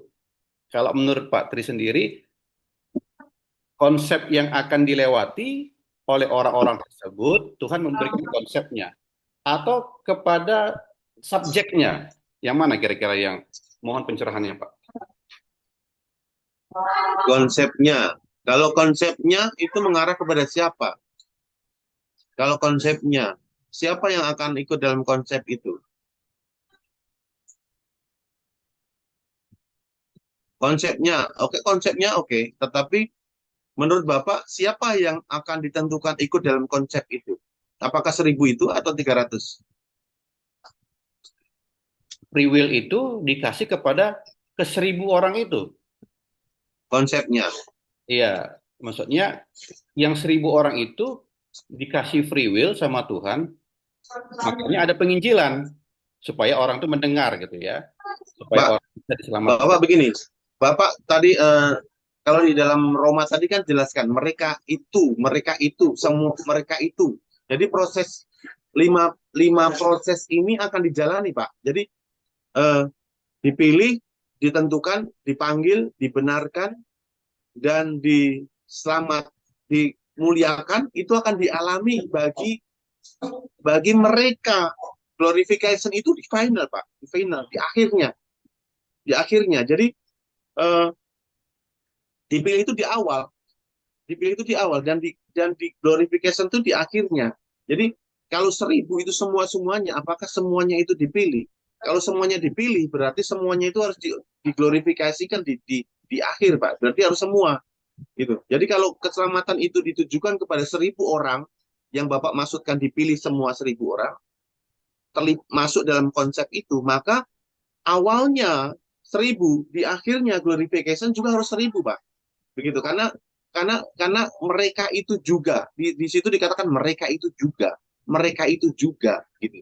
Jadi kalau Bapak memasukkan 1.000 itu semua ke dalam mereka itu juga, maka mereka itu juga akan dimuliakan di akhirnya. Maka 1.000 orang itu juga akan mendapatkan kemuliaan di akhirnya. Bapak paham ya maksud saya? Nah, tetapi kalau hanya 300 yang masuk di dalam mereka itu juga, maka yang diglorifikasikan adalah 300. Menurut Bapak, yang diglorifikasikan itu 300 atau 1.000? Ya, kalau pandangan saya Pak ya mungkin bisa eh, agak berbeda ya. Bagi saya, Nggak apa-apa, berbeda silakan. Tapi ini harus ikut. Silakan Bapak, silakan. ya karena Pak Rudi bilang kan sepakat meskipun tidak sependapat. Ya, saya Ya, sepakat boleh. membahas ini meskipun tidak sependapat. Tidak sependapat.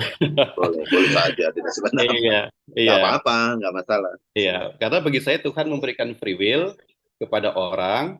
Karena begini Pak, kalau saya punya anak 3 contohnya, tapi saya tentukan mereka itu 2 sukses, 1 enggak, itu kan saya nggak adil gitu ya. Tapi kalau kematian Yesus di kayu salib memberikan suatu free will kepada orang yang Yesus mati, dia dikatakan selesai, artinya selesai dalam arti kata Tuhan sudah menyelesaikan tugasnya, memberikan kesempatan untuk orang bisa bisa bisa menerima karunia seperti Yohanes 3:6 kepada setiap orang yang percaya kepadanya. Jadi Ya, percaya. Yesus Oke.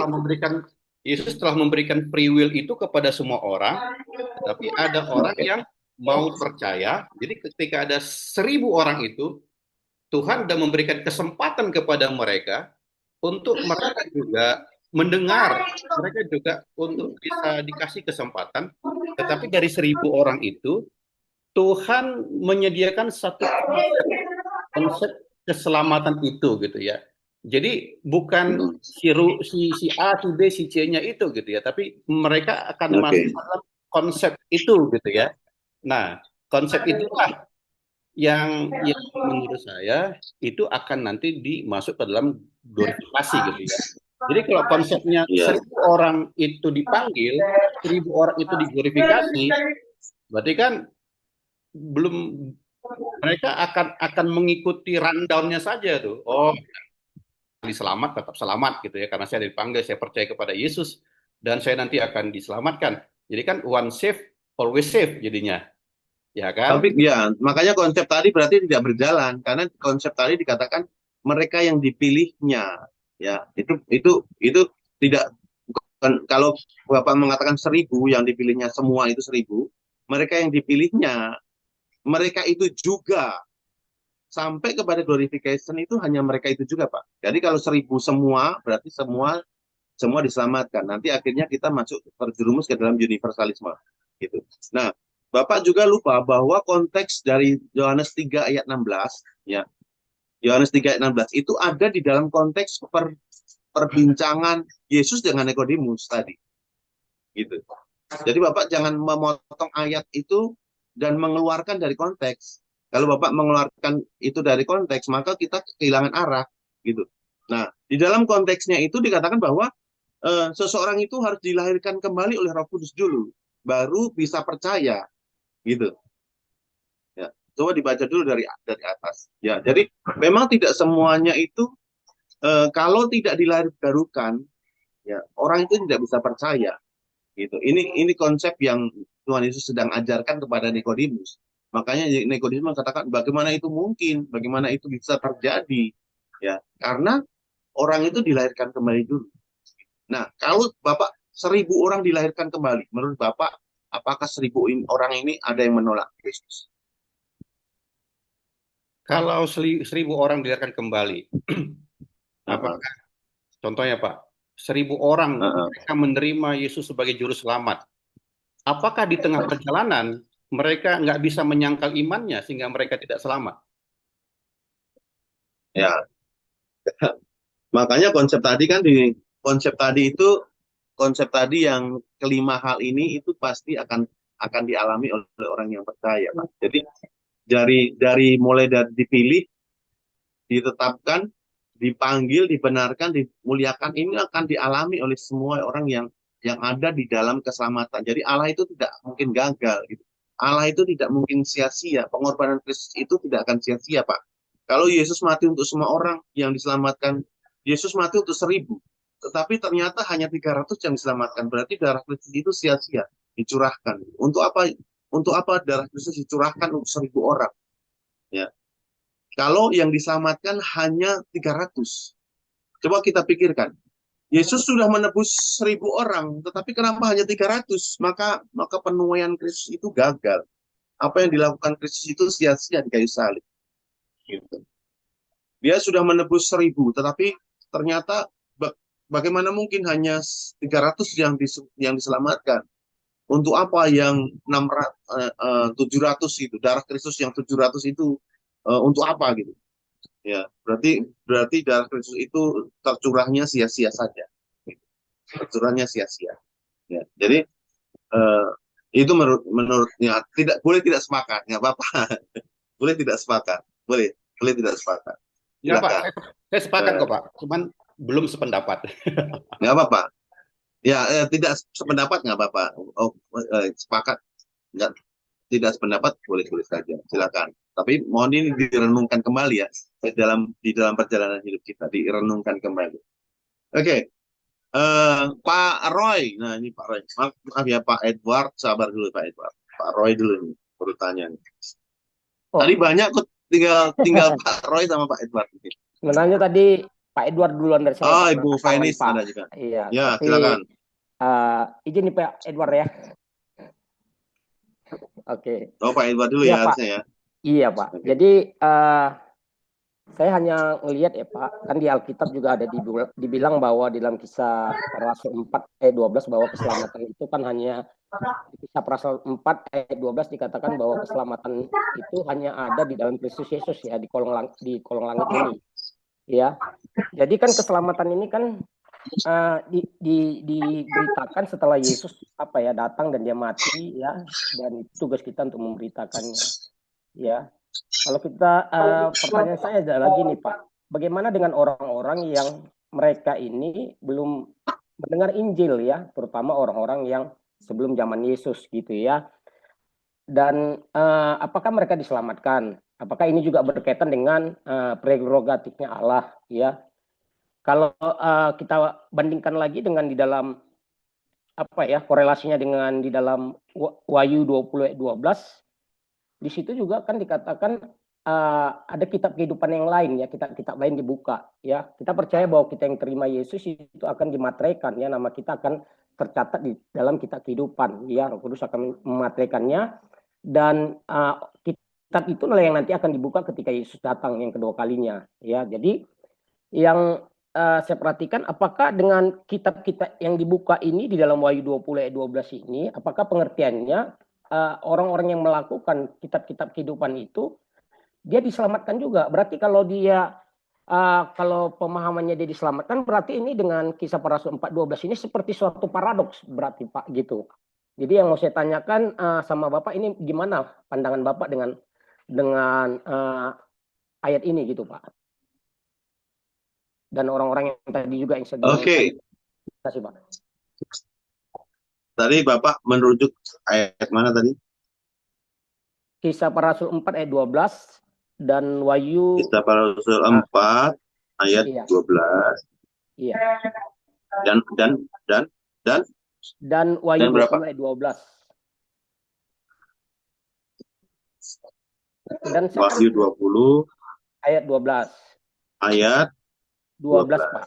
Iya, karena saya pernah dengar juga ya, ada hamba Tuhan juga yang menyampaikan tentang kitab-kitab yang lain ini Pak gitu ya, kitab-kitab kehidupan yang lainnya gitu. yang orang-orang kita kehidupan ini, gimana orang yang melakukannya Oke. bisa saja diselamatkan gitu. Berarti kan juga bertentangan berarti apa yang disampaikan Kisah Para Rasul 4 ayat 12 gitu. Ini tuh Pak.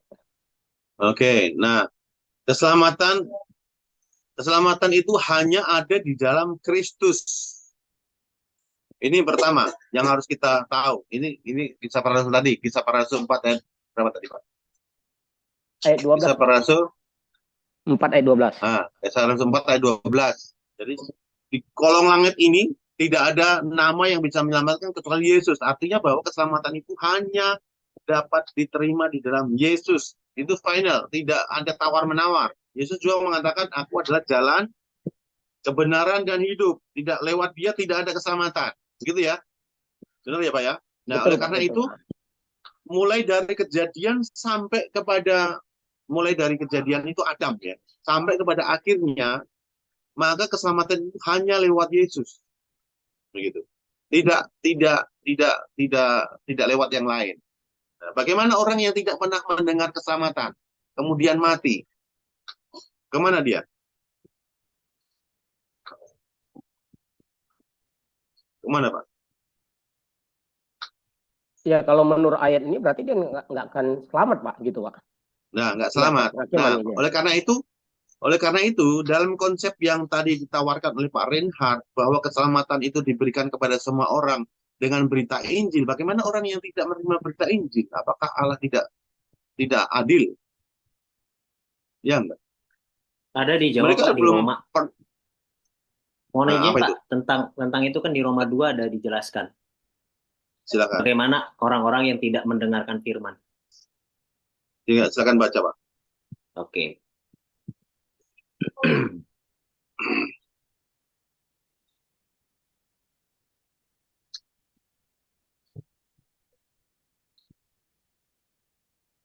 Roma 2 itu ayat 1 sampai ke 16, Pak.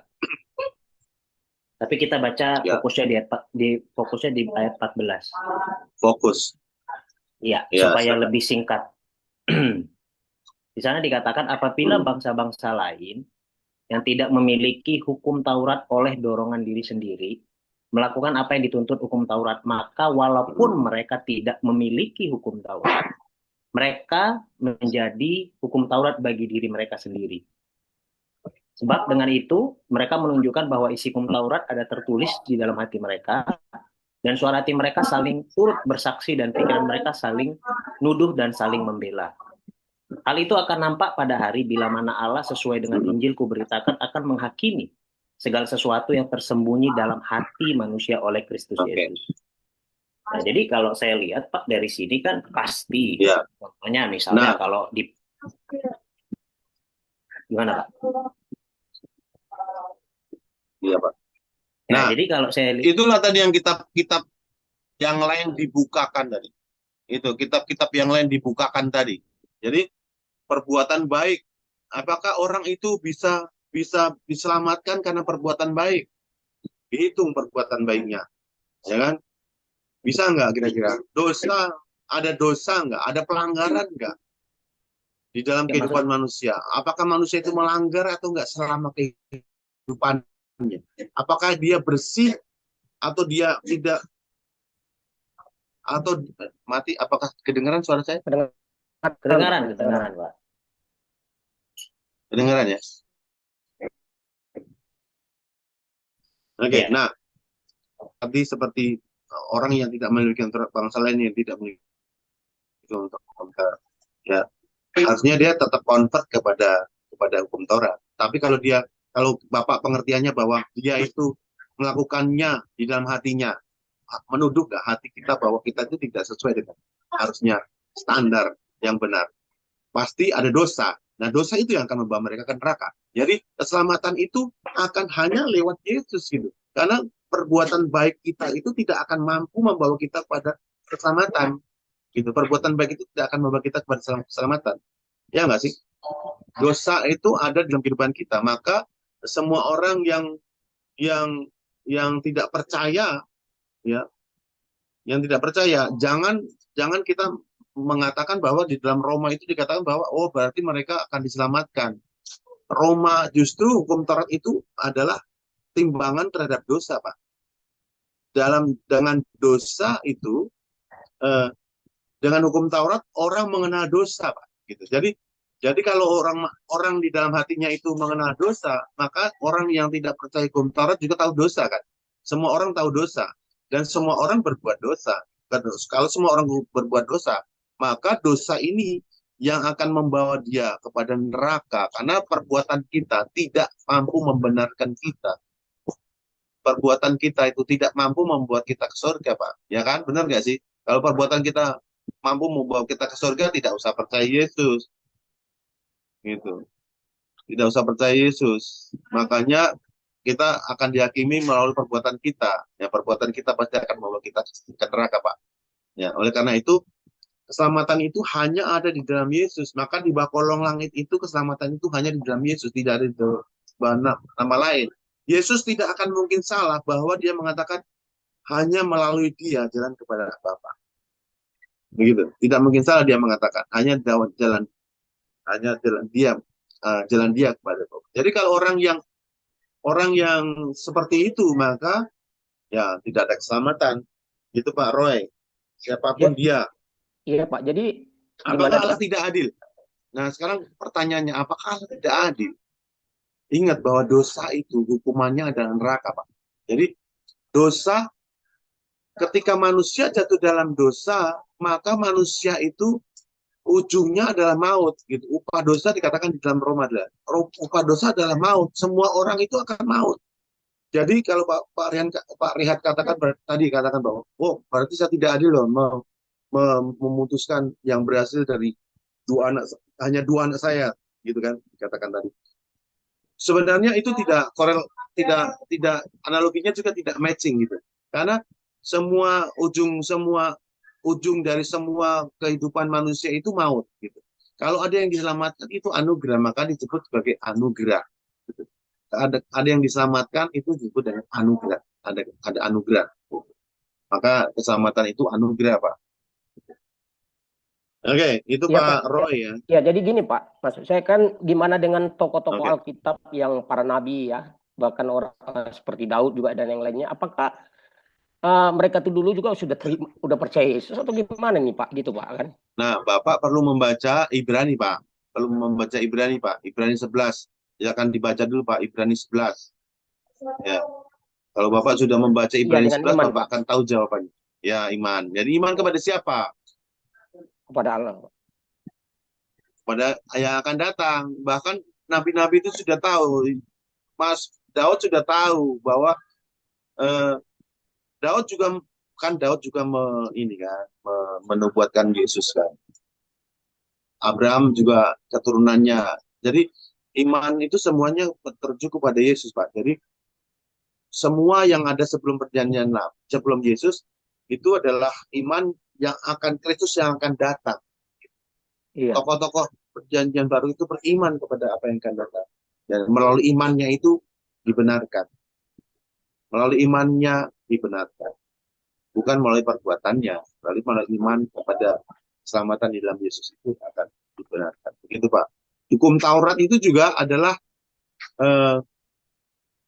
penuntun kepada iman. Kalau di dalam Galatia dikatakan penuntun kepada iman. Jadi orang yang melakukan hukum Taurat percaya bahwa Kristus itu maka mereka mempersembahkan namanya domba. Ya kan, domba itu kan lambang dari Kristus. Jadi keselamatan mereka itu bukan karena perbuatan mereka, tetapi karena iman mereka kepada domba yang dikorbankan itu. Domba yang dikorbankan itu adalah Kristus. Jadi bukan berarti mereka tidak diselamatkan bukan oleh Kristus. Gitu. Jadi semua yang ada di dalam perjanjian lama itu juga melalui Kristus. Begitu Pak Roy. Oke. Pak Edward, silakan Pak Edward. Pak. Tadi pertanyaan. Oh, tapi nggak jadi angkat tangan kayaknya. Selamat malam Pak. Ibu ini aja Pak, Bu Fernis. Ya Bu Fernis. Satu pertanyaan terakhir ya Bu Fernis. Mungkin karena udah mau jam 7. Sudah jam 7 ya. Oke, silakan Bu Fernis. Pak Kelvin ya. Oke. Ya Pak. Ya Pak, terima kasih untuk kesempatannya Pak. Di sini saya mau bertanya Pak mengenai dengan yang tadi Bapak katakan bahwa iman tanpa perbuatan pada hakikatnya adalah mati Pak. Oh ya, Pertanyaan saya, bagaimana kita dapat mengimbangi antara iman dan perbuatan dalam keselamatan? Itu Pak. Oke. Jadi pertama-tama kita diselamatkan itu oleh iman. Gitu. Pertama-tama kita diselamatkan itu oleh karena kita percaya kepada Yesus, bukan karena kita melakukan sesuatu. Begitu ya. Nah, iman itu dibuktikan melalui ketaatan akan firman Tuhan. Gitu kan. Jadi makanya di dalam Yakobus itu kan Yakobus itu hanya menegaskan bahwa orang yang beriman harusnya iman itu juga melahirkan perbuatan. Perbuatan itu menunjukkan iman kita. Gitu ya. Kalau kita mengaku percaya tapi hidup kita tidak mencerminkan iman kita, maka kita bohong gitu. Kita bisa dikatakan bohong gitu. Makanya di dalam di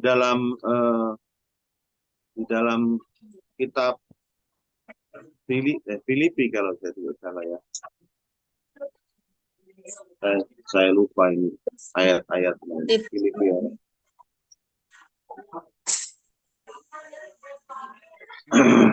Filipi atau Efesus atau Kolose ya. Dikatakan di situ bahwa kita harus hidup berpadanan ya dengan Injil gitu. Hidup kita itu berpadanan dengan Injil. Hidup kita itu harus sama ya, harus sama dengan Injil atau dengan kata lain tadi di dalam itu dikatakan mengerjakan keselamatan kita.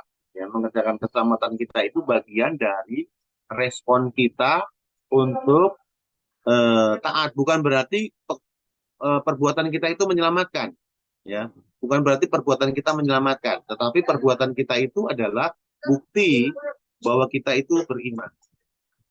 Iman yang menyelamatkan, tetapi perbuatan adalah bukti bahwa, atau dikatakan Yesus mengatakan gitu, dari buahnya kamu tahu pohonnya, gitu ya.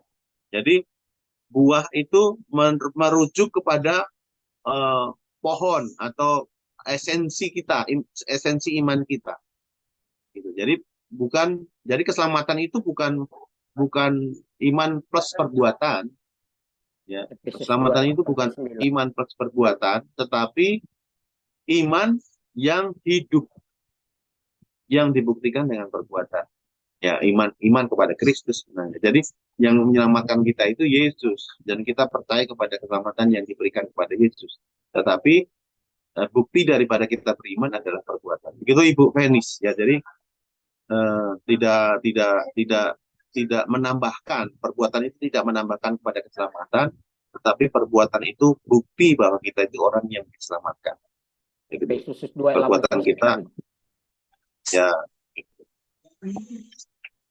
Begitu. Oke. Pak Kevin, apakah masih ada waktu? Kalau tidak ada, sudah Pak, sudah jam 7 lewat. Oke. Itu Bu Mary angkat tangan. Enggak ya? Oh, habis waktu Bu Mary katakan. Ya. Oke. Boleh difoto Pak Kevin? Oke. Oh, difoto ya Pak ya? Iya, boleh. Bapak pakai laptop kan? Boleh Pak, boleh Pak. Saya kirim Bapak ya. Ya. Mari di open kamera sebentar Bapak Ibu supaya ada fotonya ya. Ayo di open kameranya, saya foto. Oke. Oke, baik. Sudah Pak? Sudah ya. Oke. Terima kasih. Bapak Ibu terima kasih. Kita